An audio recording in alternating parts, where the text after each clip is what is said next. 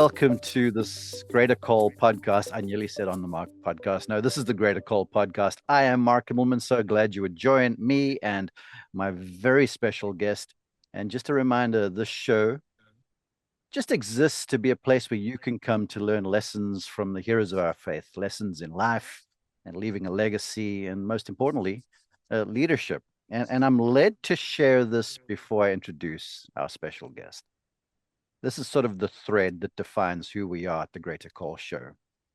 Heroes of the faith are defined as figures throughout history who demonstrated extraordinary trust and obedience to God, often in the face of immense adversity. And it's with that, Pastor Cory Demmel, I'm so glad to have you. How are you doing?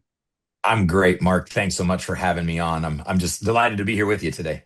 Yeah, okay. Episode 29. Goodness gracious me, I can't believe we've gone so far. It's called Ebenezer Lessons, which doesn't make sense, but you'll find out because we're talking about Samuel, the judge, and the prophets. And Pastor, I knew this because when I watched, there's a show, I don't know what's on, where it was the House of David. Yes. On Netflix or whatever it is. And Samuel was this dude with long gray hair and a flowing sort of cream color robe.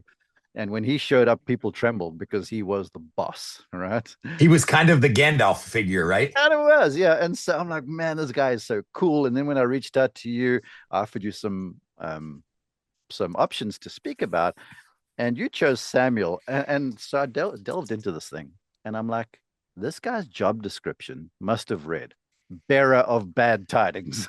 So I want you to just share your personal take on it, please. Yeah, it's interesting. He's such an important figure in the Bible, especially the Old Testament story, because he's the hinge from when we move from judges to kings. He was, and it's interesting is I did a little bit of a deep dive as well. I knew you weren't going to ask me about my takeaway or the golf swing, so I'm like, I better know this. Yeah. But it's interesting because he's kind of recognized as both. He was Israel's last judge, also served as their first priest in the king's era, Yeah, right. and then anointed the first king. And so, yeah, bearer of bad news. And it's interesting because what I love so much about this story, Mark, is from the beginning, even when God rescued his people out of Egypt all those years before this, he said, we're going to do things different. We're not going to have a kingdom, a monarchy. I want to be a theocracy. I'm going to lead you. You're going to be set apart. The world's going to watch that we live different and operate different. And the goal is that they would come to ask about us and want to follow this God whose way was better. But over time, and to me, this is the beauty, the tragedy, the moral kind of this story was, long enough, the people of God started looking around at all the other nations and said, well, they have a king and they have a king and they have a king. We want a king. And to me, it's interesting because basically Samuel says, you don't want a king. They say, no, we want a king. They said, no, you don't want a king. And he says, no, this is what's going to happen. And he goes to God. He's like, God, I tried to tell him. He says, listen, just give them what they want. But to me, the lesson, the takeaway here, Mark, is be careful what you ask for. Be careful what you wish for. But Samuel was in the throngs, and that's later on in the story. We see even the beginning of his life he was not only a blessing to the nation, but a blessing to his own mother and father. Was a blessing to his mother, indeed. Okay, so if you're interested, folks, go read the story. He is in a movie. He should be in more movies. Samuel, the prophet and judge. The account is in 1 Samuel, which is in the Old Testament. Samuel's known as the second Moses. Yeah, and he's born to a family. His father is a high prophet, Eli, and his mom, he was essentially a miracle baby, like a son, or like a baby Isaac, And so mom Hannah prays, she gives birth to a son. She had promised in her prayer, if Lord, you grant me a child, I will send him into ministry for you. yeah. He really does. But Dad Eli's other sons they'd been up to shenanigans and stuff, and they were punished for it. And in the end, Eli, Samuel's dad, gets punished by God as well. Actually, Eli was not Samuel's father. He was just a high priest. Oh, forgive me. Okay, cool. No, you're okay. Samuel's father had 2 wives. One wife had like 10 children, and Hannah was barren, but he loved Hannah more. That's how the story starts. Okay, well, So good. very, very much an Abraham type of situation, that time. And Hannah just year after year, when they would go to the temple, would say, "I want a child, I want a child," and finally God granted her a child. I don't mean to correct you, but I know you want to get it right. Well, yeah, I do. I mean, I feel like I should start the show over, but here's me. I'm being used in this role, and I'm glad that Pastor Cory was alongside. Um, but here's young Samuel. If I understand the story correctly, he's woken up in a dream by God, and God gives him Hmm. orders to go and basically call out Eli, the high priest. And Which would have been a very scary thing in those days. kidding, yeah, exactly. Um, and Samuel's response is to God, he goes, "Speak, your servant is listening." And I'm like, gosh, we could stop there because the leadership implications of that statement are grand. And here's Mm, the young man going, "All right, I'm putting myself aside. Whatever you say, I'm your servant," which is now his job to go and let Eli know that he's about to not be the high priest anymore. I'd yeah. love you to elaborate for me over there. Yeah, it's really really fascinating because we see that Eli was this man of God, but we learn that his sons, who were supposed to become priests after him, were corrupt. I believe my version read scoundrels, um, which is a pretty strong word for the priest's son. And they were taking bribes and they were sleeping with the women and what really stuck out to me, Mark, was Samuel was being mentored by Eli because the promise Hannah made is, if you give me a miracle baby, I'll let him be in ministry to you. And so she would only see him a couple times a year. And what I noticed when I reread this, Mark, was it said at a time when the word of the Lord was rare. So there was a time when people were stopped being interested in hearing God. I can't remember what chapter, but it said that the word of the Lord was rare. So at three different times the story goes where Samuel's woken up and he hears Samuel, Samuel, and he runs and wakes up Eli and he says, "Hey, did you call me?" And Eli says, "No, no, no, go back to bed." And then he hears it again and he says, "Hey, did you call me?"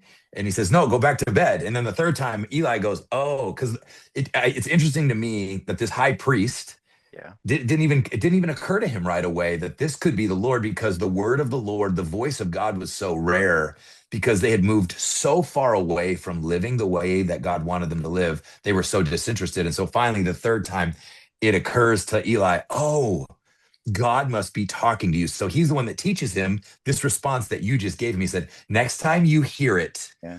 say, your servant is listening, speak." Mhm. And he did. And then it says, and then the Bible says, "So, okay, Samuel, here's what I want you to do. I want you to tell Eli that both of his sons are going to die at the same day, and neither of them are going to become priests." So can you imagine being a teenage apprentice to the only man of God in that day? And the one message you're given is your hero, your mentor, probably the only real spiritual person in that community, being like, "Yeah, I don't know how to tell you this, but your boys are terrible and God's going to require their lives." I mean, can you imagine? No, I can't. And this is why, like I said, Samuel to me was the guy who anointed King David, right? Mhm. And then Samuel, when I watched the show, was this really cool looking character. But you really dive into the life of this, and the first request made of Samuel, young Samuel, Yes. probably the worst job that he could have to do. Anything else. Yeah. He would have probably chosen anything else. And a lot of things sprout off this. The first thing to me is like if you look at these heroes of the faith, all of them, Mhm. they're characters just like me who make mistakes on Bible understanding and stuff like that. And they Yeah. were flawed characters who were used by God. And here's a young Eli who didn't like negotiate or anything like a Gideon did. Yeah. Yeah. The word and he goes, "Well, I'm going to now suck up a little bit and go and do the business," which he duly does. And I can only imagine what it must be like. I mean, I think Mhm. it's beyond my comprehension. Well, and I think here's what I think of too is I think of the level of trust that he develops with the Lord immediately, where God says, "If you can tell this to Eli, I can surely trust you with anything." It's a great point. Do you know what I mean? Like, wow, like if your first assignment, if you can do this, I like, I think there's a book called Tough Callings. And it's like, man, when there's certain people that God can just trust with hard things. He said, and I think, again, God's everywhere and knows the future. So he knows they're going to beg for a king. He knows it's not going to end well with Saul. He knows he's going to go to, David's father, and David's going to line up the seven boys. And he's like, is this it? Like, I don't think this is any of them. And so, like, again, you look at we just read this. Samuel's life is like nothing goes the way it's expected. In fact, one of the themes is the reversal, the secret reversal of things. It looks like it's going to go this way. It looks like Hannah's going to have no children. It looks like Israel's going to keep following God, all of those things. And so it just makes sense that God goes, man, when he was a young boy, he told Eli the hardest thing. I can truly trust him to hear my voice, to anoint the first king, to hear my voice, to correct the first king, hear my voice, to anoint the new king. And then again, we don't even talk very often about how radical it would have been for Samuel to anoint David to be the second king. Because in those days, whether you were Israel or not, monarchy and patriarchy it was always the son of royalty. Yes. And it only took one generation before he goes outside of that. And again, everything that God asked Samuel to do was completely against the grain. But I think you see this character and this trust in Samuel, that, man, I trusted this guy as a young leader to say some hard things to Eli, his mentor, his pastor, his priest. And so I just think that sometimes I look at that and go, man, there's times that God, I think, has asked or will ask hard things of me. And it's not just about obedience in the moment, but we're establishing trust for what else he might be able to ask, trust me with, or require of me in the future. Gosh, Pastor, you are like motivating me right now because I'm in my own head and I'm listening to you Mm, and I'm going, anything is possible as I listen to this. You talked about the reversal yeah. because we all think it's going one way, but God's plan is divine and greater than what our plan is. Pardon the pun, the greater call. Um, it was thoroughly intended. I do want to go further because Yeah. as you were saying this, I kept on hearing the cliche going, be faithful with a little, Yep. and I will give you a lot, or you will be granted a lot. And as you say that, I can almost see this taking place where here's the first task. It seems like it's a mountain right now Yes. for young Samuel. But in contrast to what's coming down the track, it's like small fry, Right. little. So I can sort of see this whole the cliche of just do the little thing, right? The Yeah. aspirant leader, and then you will prepare yourself for what's coming in the future. And Mark, I can't help but wonder if there's somebody that's going to watch this that maybe that doesn't give a little hope to, in that I think at times the thing that God is asking us to do at the moment seems larger than a mountain, as you just said. But how often when we obey him or we push through or we trust him, we look back years later and what used to be a mountain is almost laughable Yeah. because of what we've built. And so maybe there's somebody who's facing something that feels, I can't do this. This is just God building your trust muscle and your depth to go in 3 or 5 years. You're going to go, oh, I want the easy stuff, like the thing I used to think was hard. I think there's some hope in that. Yeah, well, I guess there's reality in it as well, because any young person who wants to be a leader, a coach, head of a family, whatever you're gonna, Yeah, whatever your sphere of influence is, we want to pop into the C-suite, the corner office right away. right, But right. it's guaranteed, we will be exposed for our infallibilities then, unless you kind of work the plan, I guess, stick to the, Yes. yes. Yeah, absolutely. Yeah, it's how you oppose the imposter syndrome. Somebody said if you ever see an overnight success, go study what they did for the last 10 or 20 years behind closed doors when no one was watching.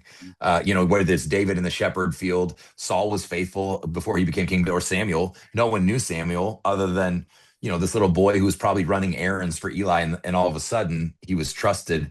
And because when John Maxwell, the great leadership guru, says it this way: when an opportunity presents itself, it's too late to prepare. And I've always kept that. And so I've thought, man, God, I want to be ready for whatever you have for me. And often the thing he's requiring or asking of me today is not only bringing me closer to him, but it's preparing me for the thing he may ask me to do tomorrow. And I want to be prepared when he does.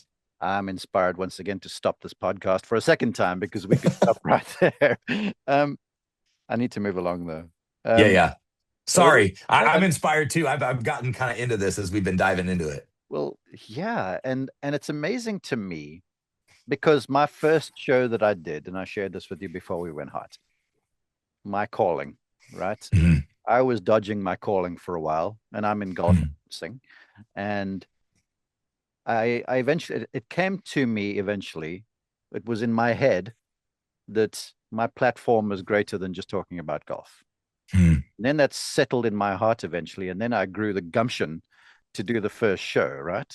Yeah. And the first show was a little bit of a cop out for me. I certainly wasn't going to Eli and with the big bad news. I was like, Yeah. okay, I'm going to give golf lessons on a podcast, the On the Mark show, this one on the Yep. Yep. Yep. um, things you can learn that will improve your game from David, the Shepherd King, right? And it was popular. And I hope it's settled with some people because I was well intentioned. Yeah. But then it sort of gave me maybe a little hint more bravado Yeah. to embark on the greater call.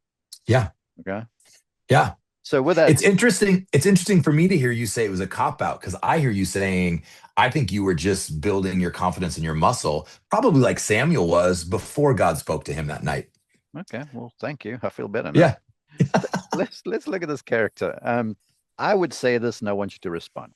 The character of Samuel. Mhm. Um, I would say he was brave or courageous. He was steady. You know, if you look at Samuel later on in the story, he's intense, man. I mean, this guy, Yes. there's no mincing words with Samuel. No. He doesn't pander to authority or whatever. It's clear when he's dealing with kings and statesmen and all these people, he operates under God's higher calling. He doesn't Hmm. respect titles. And he was deeply disciplined too, because there was Deep. never any deviation from the plan. Yeah. It was like he was like, okay, this is the job I'm executing. Simple as that. Come hell or high water. Would you do Absolutely. that? Yeah, no, I think the brave and the courage is really, really stands out. God clearly uniquely wired him for this, but as somebody growing up for me, I always, way more than I care to admit, or I'm fine with admitting now, catered or pandered to what people thought. The approval of men, the applause of men. Samuel did not have that issue. Like he could stand in front of anybody and speak truth to power. And I just admire his ability to have such resolve. If this is true, if it's right, or if God has said it, what are we talking about? Almost kind of like you said, like there's a verse in the, I think it's the New Testament where it says, God is no respecter of persons, Yeah. meaning he treats everybody equally. And I think Samuel had that says, I don't care if you're poor or you're a king, you're either in alignment or you're not. And he didn't have a problem, kind of calling that out. And again, I think radical obedience as well. You said it goes with bravery, but he was radically obedient. I mean, even just the fact of, the next morning he went and told Eli. That stuck Well, out to me, going he like, well, didn't how beat many around the times? bush. Yeah, exactly. Yeah, well, how many times I'm like, well, I kind of know, but I kind of him and haw and rationalize and make some notes and well, next time I see him, I'll do this. And he was like, well, no, God said this. I'm going to be radically obedient, and I think like first time obedient, which also really matters as well. Yeah. I mean, I'm personally very guilty of going, Yeah. okay, I'll get to that one. That's a little harder.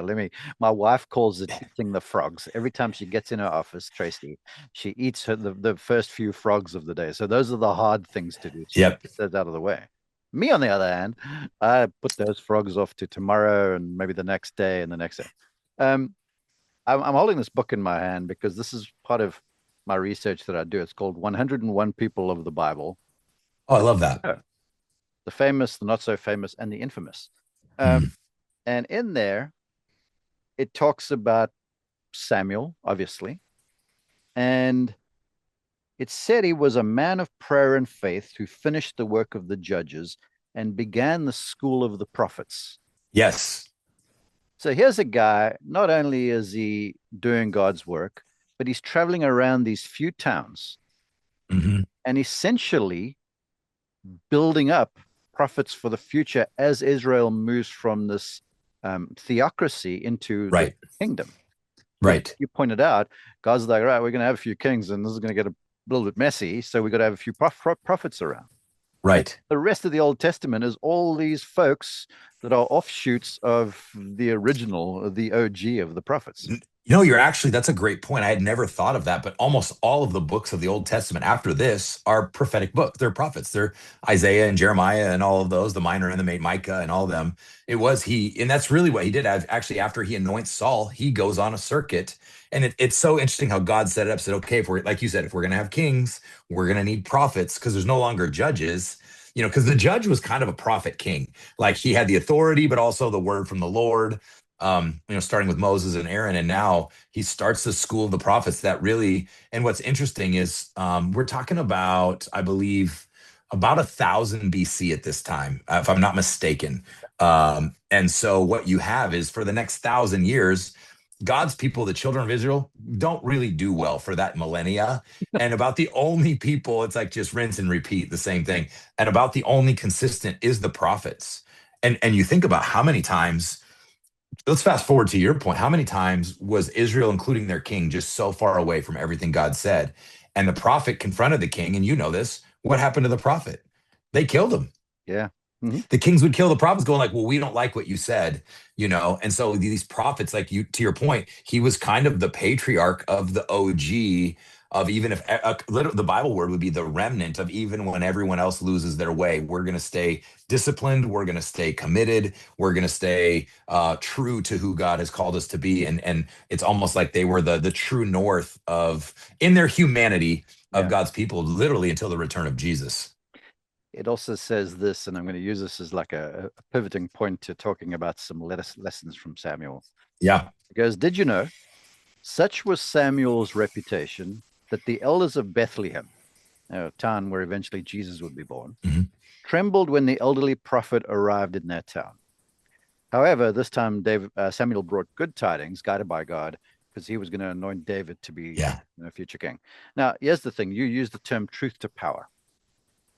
Now, just to be a upright human being, this is a life lesson and a leadership lesson. Truth is your best friend in as much as what it hurts at times or what Good. is difficult. And speaking of power, you said truth to power, and this is what Samuel did. Um, he was so honest, and this I'm reading between the lines, but I'm feeling this. He was so honest that people actually trembled when he came in because they were Yes. afraid of what he was going to say to them. Yes. Well, and they knew he was with God. They Yeah. knew he was with God. That's crazy. And they living in their la la land, and I can imagine Samuel shows up. They're like, "Oh Yeah. shucks," You're like, "What next?" It's Yeah. I feel like for any leader, if you are Mhm. like that bound to the truth, Yeah. It's it's good. not only liberating, but it's a powerful position to operate from, don't you think? Right. I think it's powerful, and you don't want people to fear you, but there's a reverence Yeah. for, Mhm. we know that this person is so grounded that if you said it well, the truth is your friend in as much as it hurts, that he's going to say hard things that we need to hear. You've been a coach and you've been around golf your whole life. I love the description of a coach is to tell you things you don't want to hear and make you do things you don't want to do so you can get to where you want to go, and That's that's yeah, true. that's that's kind of like what a prophet, but like you said, they would tremble. It's funny, I think about, Samuel was around in 2026, the Instagram meme would be, it's all fun and games until Samuel shows up. You're preaching, Pastor. And no, Yeah. I'm now thinking of Samuel in the modern day equivalent. Now, look, not that I worship human beings. Sure. I admire Coach Nick Saban. Oh, He's how can you not? because now I'm watching this and you see the memes of Saban where they like this guy, and I've heard it said on the Mark show by Billy Harmon, who's a legendary golfer and golf Hmm. instructor. Hmm. And Billy spoke of his father, Claude. And Billy's description of Claude Harmon was he was pathologically truthful. Wow. Wow. And well, pathologically honest. And when he said that, I giggled. But the more you think about that, it's like you can't help but be honest. Right. And sometimes Dad Claude would deliver stuff that young boys, aspirant golfers, didn't want to hear. But if they wanted to get to where they wanted to go, like Saban took all these young men and turned them into stars, you got to be Yep. prepared to take it on, not Yep. offended by it, which is a thing nowadays, So and much. just show the trust in the wisdom and the faith to go, right, I'm going this way, as opposed to going the easy route. Well, to your point, when you think about Samuel delivered the best ever and worst ever news to the same man, Saul. Yeah. Right? You think about it at first, because you and it's so easy to go, oh, that's my guy. I don't want to say hard things. But originally, when Samuel meets Saul, he's looking for him, and God says, that's the guy, that's the king. You know what it said? He was more handsome than anybody else, and he was a head taller. And so again, you understand, like Samuel could say really, it wasn't about he said mean things. He just said true things. He said, Saul, you're going to be the next king. Well, that's great news. Well, this is the same Saul who years later, after he goes his own way, Samuel now has to approach Saul and go, your throne's going to get taken from you. So is your lineage and all of the things. And so, what a challenge to go, man, I can be trusted with good news and bad news because you said pathologically true. It's whatever's needed in the moment for alignment. And yeah, I have so much respect for Samuel. And you think about the type of closeness you would have to have. This is what I was thinking about before we jumped on the call, Mark. The type of closeness you would have to have with the Lord, because you know most of what you said is not going to be received well. That's a lonely place to be. Not because you're mean about it, but because people aren't ready for the truth. You talked about offended. There's so much offense. There's a book actually called Unoffendable, which is kind of contradictory to this culture. But this whole idea of, man, you have to have such a closeness to the Lord to go, you know what? Even if they reject me and reject the truth, like I still am good with you, and my confidence is in you and my security is in you. So I think about just to your point, that discipline and the closeness that Samuel must have felt with God, and the discipline he had to go, I can walk into a town, tell everybody things they don't want to hear, and walk away and not have a chip on my shoulder, be bitter in my heart, because I know I'm right with the Lord. And man, that's a place to, I think that's a place to aspire to get to. No kidding. Aside from Jesus, my hero in the Bible is David, who was Yeah. Okay. the second king that Samuel anointed. And I'm sort of stealing this from the House of David, the show, which is a lot of Okay. fun to watch, where Samuel comes wandering over the hills to David's home.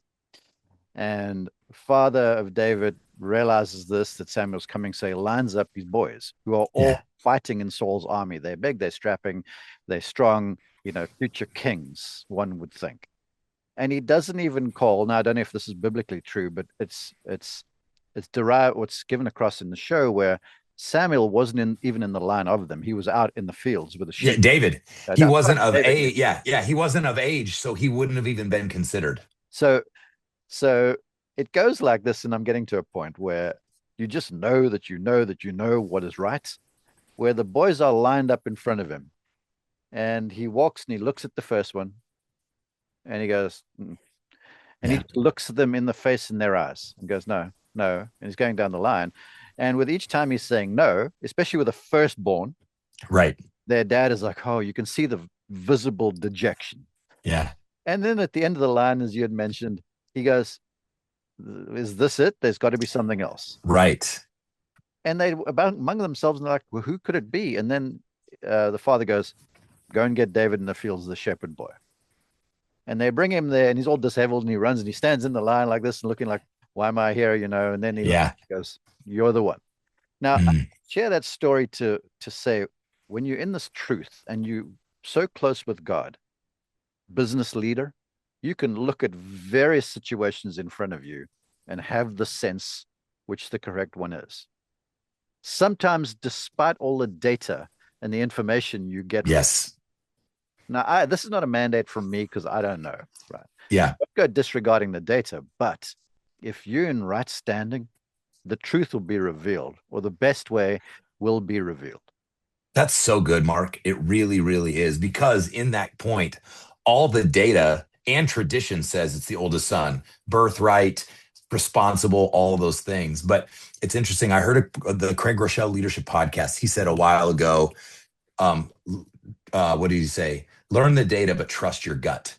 And he Yes. was kind of talking about that discernment of, have the data, but trust your gut. And there's times that when you follow God, I actually just said, I preached this last weekend and I said, there's going to be times that God's going to ask you to do something that doesn't make sense. It's going to cost you at some point. And so I love that you brought that up of everything may point one direction, but there's something in you when you're walking with the Lord that says, I know this makes sense. It might be financially wise, or this might seem like the right person, but he gives you just that I call it that drop in your spirit where you're like, man, there's something different about this. So that's such a great point. And I think there's a lot of Christian business leaders that wrestle that. And most all of them that I work with, and I know including myself, have at one point or another not trusted our gut and went with the data, and we've regretted it. Wow, I'm sure we're ruffling some feathers Yeah. with these truths. But look, it's the ultimate. I think it was Maxwell that said, or maybe Ken Blanchard. He goes, "The Bible is the ultimate business leadership manual." Huh? 100%. We're going to Yeah. get to the best leader of all in Jesus eventually at the end of all of this. Yes. So we've dove into some of the life lessons, and now to sort of take the leadership angle. I still want to like you talked about how available Samuel was. It was Mhm. instantaneous. There wasn't any thought. He was called and he responded.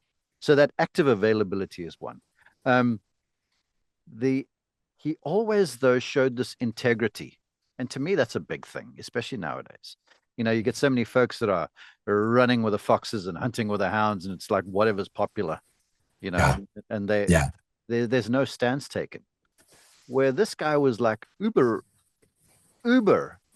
level of integrity in some seriously toxic environments. And Yeah. he never seemed to be swayed by public opinion or the culture of the day. And it also seems that his integrity was what earned him the trust that he had. Right. And I think there's a lot to be said about that. It's even when people who probably didn't want to hear what he had to say or even disagreed with his message, you could never question his integrity, which means there was something when he said it, you had to pay attention because you're like, this guy doesn't play to the crowd. Yeah. Now, um, there's a lot of, I had no idea about this. The Ebenezer. Yeah. Now, Ebenezer to me, when I first saw it and I was reading about this in the story of Samuel, I was like, yeah, Ebenezer Scrooge, you know, from the, Right. Yeah. from Yeah. the Christmas tale. But an Ebenezer is also, that's the Hebrew, the word Eben or Eben, or Yep. whatever you want to It's call two it, words. Yep. means stone, and Ezar or Ezer means help. So it's called stone Mhm. of help.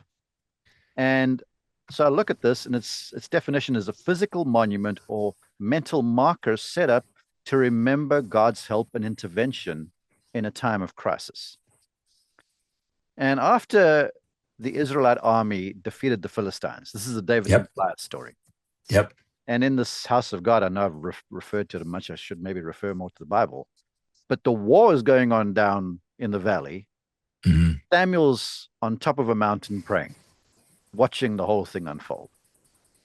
And after the Israelites defeat the Philistines, Samuel builds this stone of help, this altar, this Ebenezer. And and to me, this is like a great way. I'll never forget. I went for not a heart procedure, but there was concerns about my blood pressure, right? Mhm. So I go to the doctor, and I don't. Well, I'm on medication, but I don't get the all clear. But for some reason, when I got back from all this testing and the catheters and stuff, there was one of those little sticky things that they plug onto the side of you left on my body, right? And I get back into my little office here, and I feel this, and I pull it off, and it's where they connect the electrodes to, right? Yeah. Yeah. And I've stuck it on my this Yeah. cabinet here. Something made me do it. Yep. And when I read about these Ebenezers, I looked up, I'm like, yes, it's proof it's worked before. Yes. And whenever I doubt right now, I just look at that and said, God has shown up before. Yes. And to me, it's such a life and legacy lesson to build these things to remind us, because we get this spiritual amnesia at problems, or even worse, we the mountain in front seems so big that all we focus on is the mountain, and Yes. the fact that we've actually crossed something like this before with the help of God Almighty. That's so good. Yeah, the Ebenezer is the reminder that God came through at a different Yes. time. It's so good, which is interesting because when you learn that, it makes sense. Well, why were they always putting rocks and altars everywhere and telling the oral tradition? And it was when we would walk that way. And they would intentionally place them often because they would journey back to Jerusalem several times, 3 to 7 times a year for these festivals. And Mhm. so they would put them where you could see them so we could remember the time that God came through or delivered us. And I think it's a really important thing. It's funny you say that. I talk often, Mark, that I say that I think we as humans and Christians, we're master forgetters. Do you Yeah. know the word remember shows up hundreds of times in the Old Testament? Remember the Lord your God. Remember how I delivered you from Egypt. Remember, it's like God knows we need constant reminders because, to your point, we get so in the moment and focused on the mountain in front of us. And I think sometimes, the cross and all that is great, but what I love about what you just shared about the catheter is it's deeply personal to you. Yeah. It's me. You turn around and every day you're like, man, I remember when God came through for me. And I can only imagine how that has and will show up at a time where you uh, you know, need that reminder. I think for me, here's a simple Ebenezer for me is my journal. I try to once or twice a year go back and read the last 6 to 12 months. And I'm not a great journaler, but just I'm like, wow, God, I forgot all the stuff you did. Look at all the prayers you answered. Look at all the things you did. And I'm just so in the moment. And I just think that's part of being human. And so I love your point about the Ebenezer. There is a diligence and a discipline required too, because I've spoken about Mm. my wife Tracy already, but she's also got this jar in our living room with cards Mm. next door to it. And if something good happens, you write what happened in the date and you drop it in. And at Thanksgiving, we revisit all of these, right? I love that. That's But so good. but here's the truth. I get so caught up in the humdrum of life, get the Yeah. coffee, it's coffee chaos and let's get it Yep. today kind of thing, that I forget to do those things. Mm. It says here, and now research more on this, the power of the Ebenezer is a grounding object that stood as an unshakable, permanent anchor in the landscape, proving that a Yep. specific, undeniable turning point had occurred in that exact dirt. Wow. Wow. But now, so I'm like, wow, that's cool. And I'm like, oh, that sounds so cool. But I wonder how many Israelites walked straight past that thing and they're like, yeah, whatever.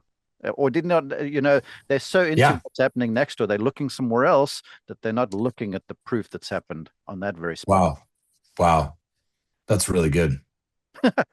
Well, I'd love you to. Because it had to have happened often. It had to have happened where they walk, or how many of them perhaps Mark went. Yeah, that might have happened in my father's generation, but I don't know that it could happen for us.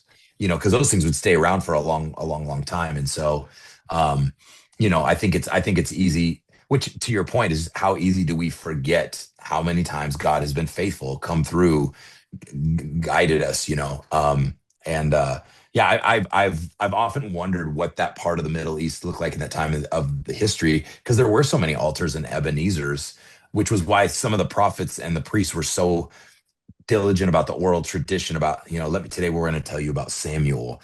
So when you walk down this road, you're going to see this and you need to know. But again, I take that as a father, a leader, a pastor, and go, how intentional am I being at giving spiritual legacy? Like, do my kids understand that I shouldn't have been born and God healed my mother?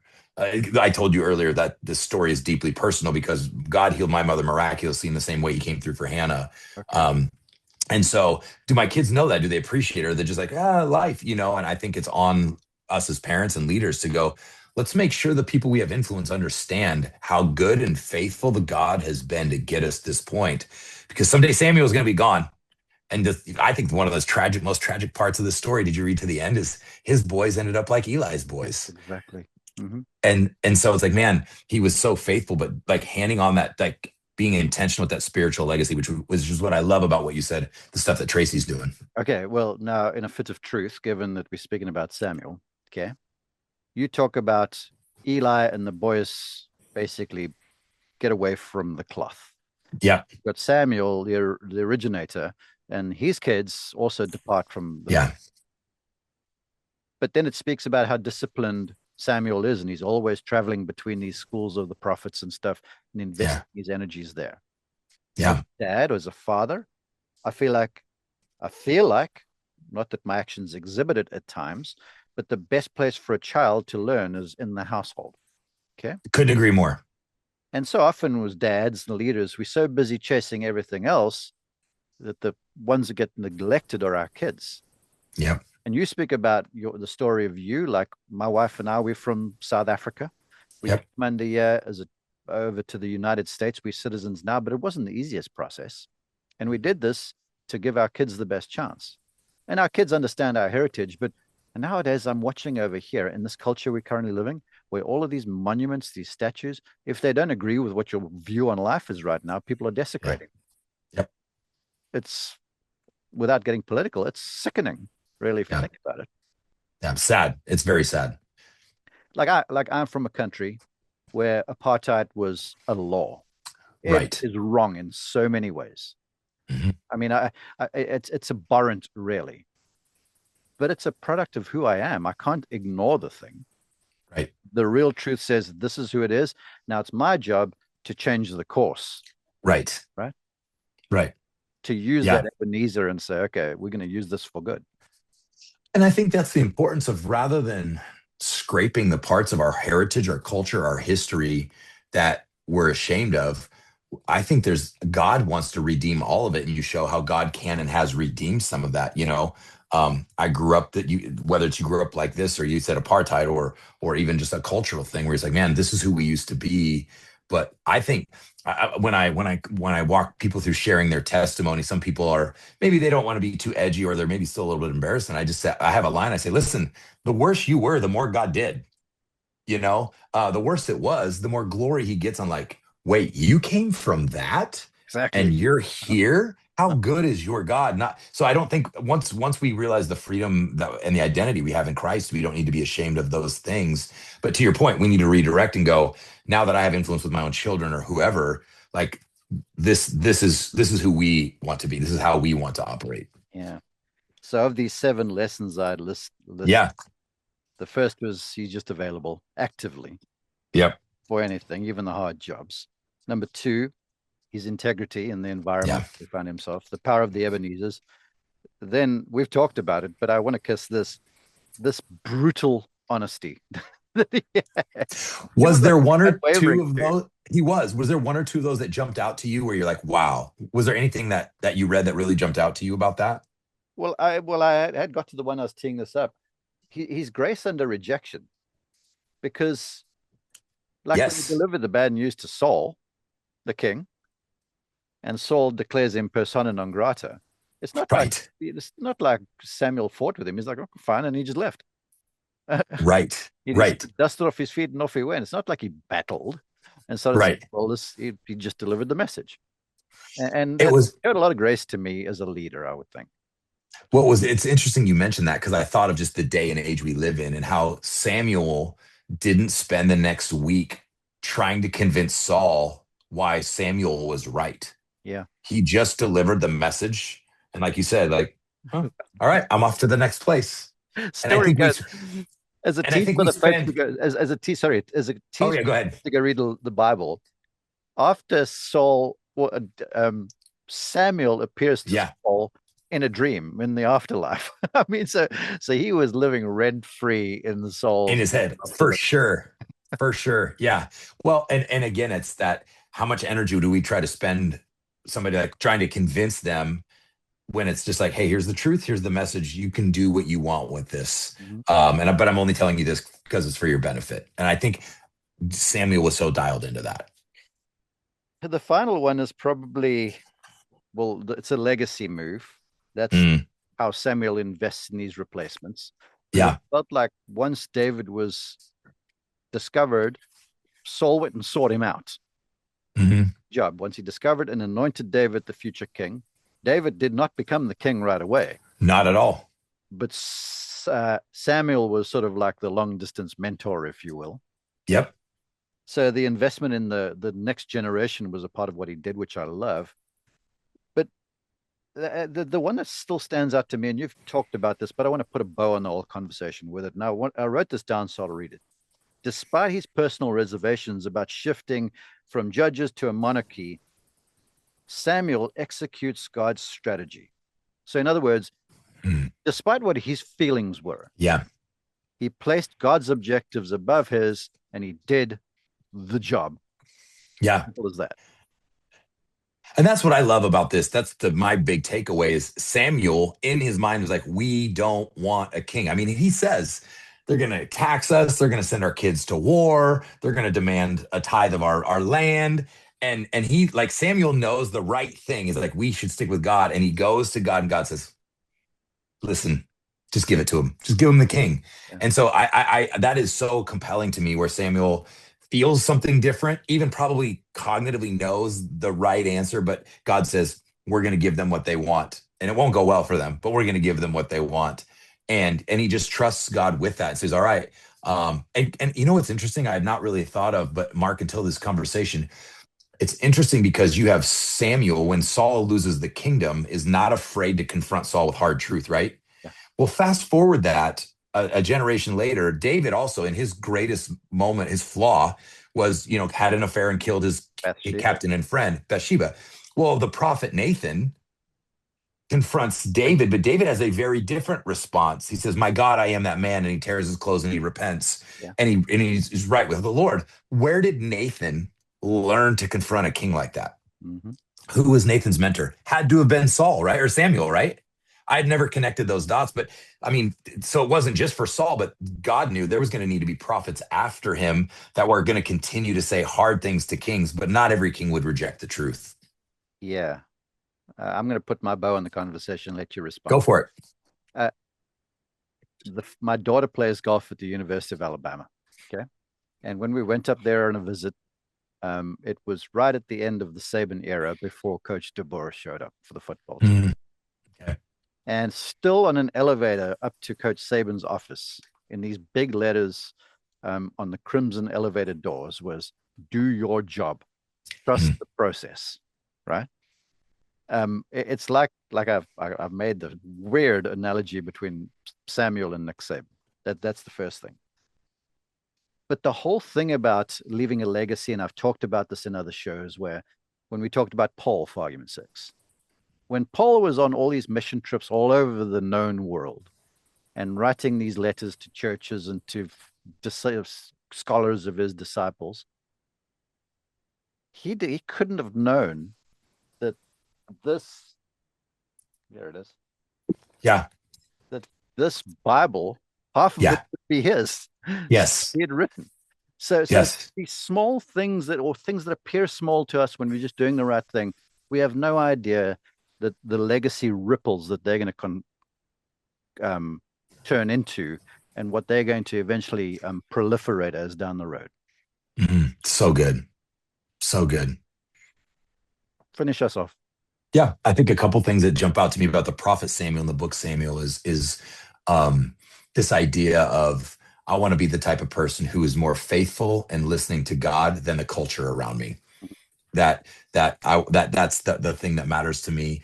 And I think about this again. I said it at the beginning, but there's a theme. This is the beginning of a theme in the Bible where be careful what you wish for. It's not the first time God gives people what they ask for, even though he knows it's not good for them. Yeah. And so I can't, when I think of that, Mark, I think, how many times have I said, God, I want this or I need this? And he's like, I know you think you need that. It won't go well. But he, like some of the greatest challenges I've had is because he actually gave me what I wish for. And then again, I'll put my bow on this. Part of the reason I chose Sam, as I said, is deeply personal because my mom was unable to have children and God in his grace found her and I'm the first of three kind of supernatural pregnancies and births. And so I resonate with Samuel because I've listened to my parents tell their story multiple times and I've felt, man, God, you went out of your way to create me. The least I could do is give my life back to you in service. And so I just appreciate the conversation of Samuel. And again, like you, I learned stuff I didn't know. And so I appreciated the deep dive as well.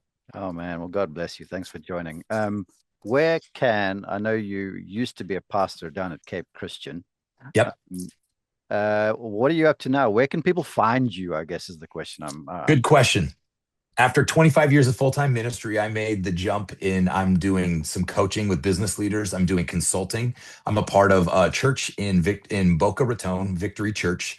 Pastor Donnie Carpenter and I started a thing called Legacy Leaders, where we have these kind of one-day intensive mastermind cohorts with Christian business leaders. We do one in the East Coast of Florida, one on the Gulf Coast of Florida, and then I have a few clients, and then I get to work with more churches just to help them grow and be healthy. And so I'm doing all those. My Instagram and my Facebook are Cory Demmel. I'm not super active on them because I literally just moved my family across the country.